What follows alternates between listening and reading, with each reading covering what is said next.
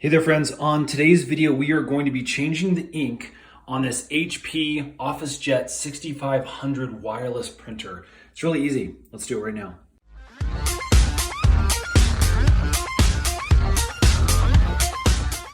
Okay, so the ink that you're going to need for the 6500 series HP printer is going to be the 920 HP ink. Now I picked up this Easy ink from Amazon, which was a lot cheaper than the real stuff. I'll put a link in the description box below if you'd like to grab some for yourself. Again, I can't vouch for how long or the quality of this ink. I'm just gonna give it a try since it was so cheap. Now, once you have your ink, I'm gonna go ahead and show you exactly what you need to do in order to change out the cartridges. So let's get this off of here. So there's actually two sections to this HP. You've got the scanner that if you lift up just that top part, you can access. And the other section, you actually have to come down and lift up the entire top half here. So as you can see, that entire top half lifts up, revealing the ink cartridges. They're stored underneath this little slot right here, and they'll move out as soon as you open this up. Again, you make sure you have power, obviously, to your printer. Now here's the model number that I'm gonna be exchanging out, but as you can see, it uses that 920 HP ink. So I'm using the XL, the 920 XL cartridges currently. These are now bad. So what we're gonna do is we're actually just gonna have this little tab. I'm gonna flip all those out. You can grab the color ones. You can see those are nice and empty.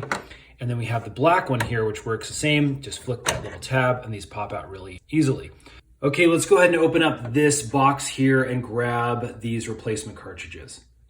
So here's a peek inside the box where the extra cartridges are. You can see that if you order this type of ink, you actually get an additional XL black. So that's pretty cool. I'm gonna go ahead and open up the outer plastic here. Okay, so here's our black cartridge right out of the box. It's got this plastic protector tab, and we're just gonna drop that. And be careful, there is some live ink that's right here. You wanna make sure that's not gonna get anywhere.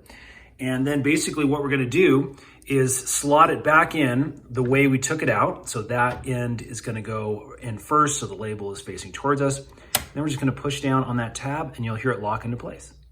So the other three cartridges are gonna work exactly the same. We're gonna pop off these orange pieces and then put them into their matching slots.